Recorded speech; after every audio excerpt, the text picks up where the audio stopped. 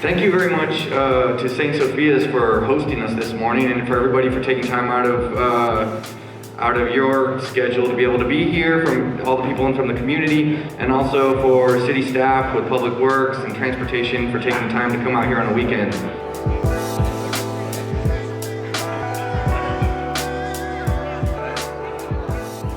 We send out emails with updates so that you know what's going on in the project, what may be coming up on the project.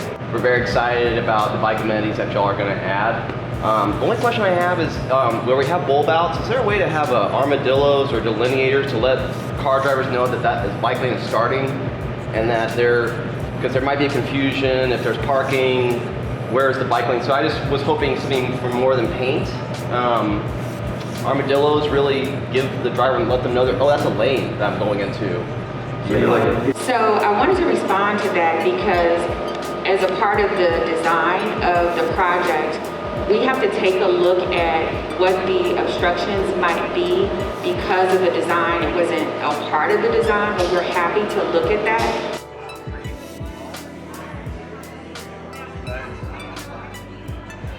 So today we had the opportunity to work and come out and talk to the community residents of Tobin Hill about the St. Mary's Bond Project. I'm Brian Martin, and I am the Executive Director for BikeSanAntonio.org. I'm also a small business owner. I run BroncoBikes.com. One of the things Brian was asking about is if we could implement zebras, which are usually about a foot, these little raised, they call them armadillos too. They're raised pieces that you put on a bike lane. And so these pieces are designed to protect and separate the bicyclists from the traffic.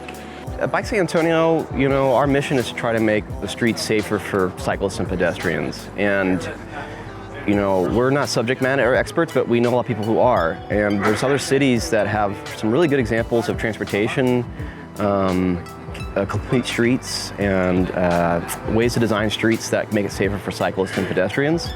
And so, we're doing our best to work with the city and to push them to implement more traffic features like putting road diets in, lowering speed limits, putting in bulb outs, putting in delineators to let, so when you start a bike lane, especially at an intersection, they have to maintain that bike lane through the intersection. So one way they do that is by what are called zebra stripes or striping.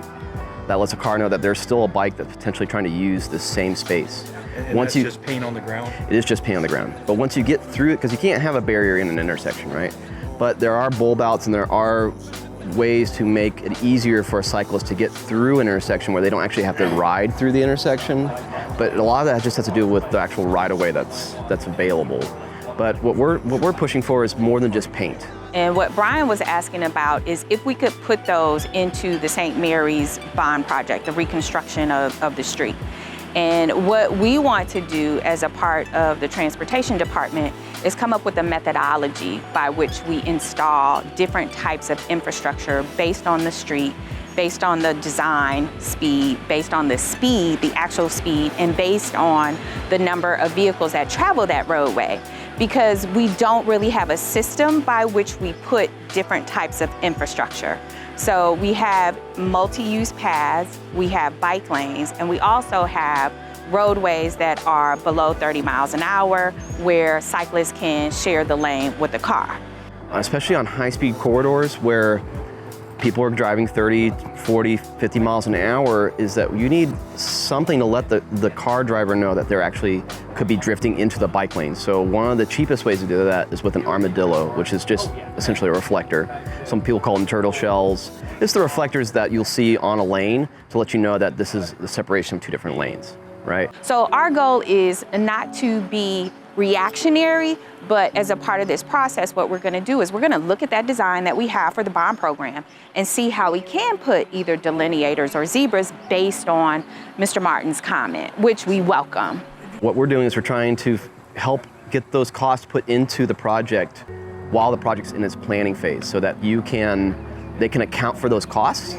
But to the city's point too is that sometimes things do need to be moved and do need to be changed, and so sometimes you need something that's a little bit more flexible. But on certain corridors, we know that we need protection and that we know that we need a bike lane that works with the sidewalk and with bus stops. I mean, y'all are talking another language to me in a lot of ways, so I'm going to admit that right now. But it sounds like what y'all are trying to do makes sense, where you're trying to make it like a standard throughout the whole city. Yes, Billy, that's exactly what we want to do. Because I think the challenge for most cyclists and for people is we have no standard. They don't know what to expect. They don't know what to look for and to understand. When you get in your car and you drive down a road, you know there are going to be lanes. You know there's going to be a turning lane. You know when you get to a wider road, it might be a median with a turning lane, or it might just be a turning lane. We don't have that same standard. We can't look at our infrastructure, our roadways, and know that, oh, this is this type of right-of-way. This is a collector street. It has signalization. It has whatever. We don't have that type of language and system for our bike infrastructure. And so the city does want to develop a slow street program that we think is fantastic. Yes, create that network that helps new cyclists learn how to ride and gives them a safe place. But you really, honestly, you don't really need a bike lane in front of a resident because they need to park there and you're going to make them mad. Where you need the bike lanes and the bike network are on high-speed corridors that can get people to the parks and the universities, the trail system beautiful trail system, Howard Peak Trail that we're building here. The city wants to incorporate those, and we 100% agree that those can become transportation, like a 410 for bikes, right? For pedestrians. But to get to those things, everybody drives. So the plans to address that is with this upcoming budget, what we're asking the city leadership and the council for is approximately $2.7 million so that we can update the 2011 Bike Master Plan. And some of the key elements that we want to come out of that updated plan is a lot of data. So we want to blanket the city and go to community meetings like this across the city and ask people about their experience with bikes. We don't know how people feel about bikes, if they like bikes, if they would ride one, what are the conditions under which they would ride one. So a large part of the plan is going to be a lot of data collection. We're going to do air sage or data that we collect where we can see how many people actually use the lanes that we have. We're going to also develop a plan to integrate the Howard Peak trail system into the Bike Master Plan, do the typology, but another key element that's most important is we're going to have an implementation plan. And then we're going to be asking to set aside some funds in the 2022 bond so that we can actually implement some of the things that are recommended from the Bike Master Plan in our bond. Which makes sense, but also what also makes sense is having those universities and high schools and parks connected, and then connect those parks to the trails. And there's another group that we'll talk later today, Activate SA. We support what they're doing because they have great out-of-the-box thinking that does not beholden to the right-of-way of the city. So I work with Activate SA, which is a new nonprofit organization advocating for, like Brian was talking about, connected cycling, pedestrian, and transit infrastructure. Because bikes are one part of a bigger network of different kinds of new and more active and accessible kinds of transportation. Getting around has, for so long, especially in a city like San Antonio, meant driving a car. Sometimes it meant walking. Walking is something that everyone can do. Driving a car is a big price tag item that is out of a lot of people's income bracket. Cycling is an active, healthy way to move that is a lot more accessible from a cost standpoint. That's why Activate SA is also advocating for transit to go along with it, because if you can bike to a trailhead and if you can bike to a bike lane and use a e-bike or a pedal assist bike, then more and more people can feel comfortable and are able to get more active in their community.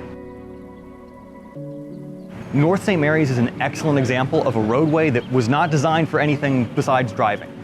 A lot of the folks at this meeting today talked about, we've been here for decades and we've seen how much this community has changed. And a project like this is another example of not a change for a development, not a change for more profit, but a change for the residents to finally be able to use their street in their own skin and not in, a car. So today you can contact Jessica Brunson, our senior transportation planner in the city, and she can give you a lot of the background on where we are and what we've done.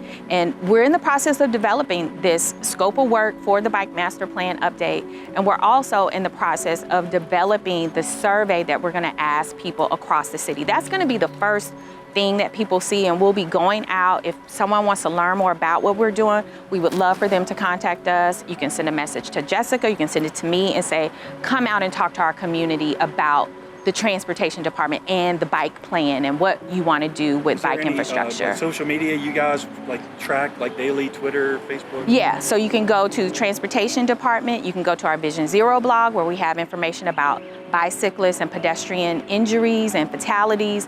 You can go to Bike SA and learn about, SA Bikes, and learn about our bike program. So we would love for people to just give us their feedback. ActivateSA.org is our website. Contact@activatesa.com or .org is how you can come in direct contact with me. We're hiring an executive director right now, and it's not going to be me, thank God.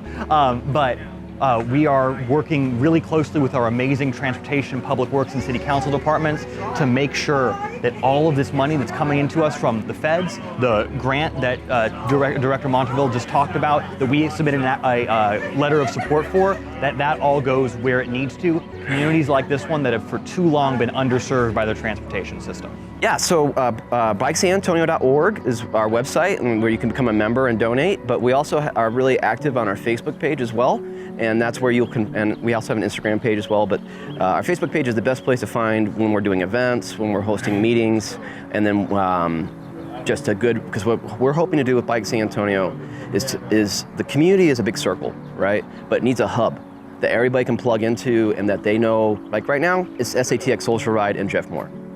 Right, but we needed an advocacy wing of that can make that community into a coalition, and we can gather our power together and push for things that we want to see.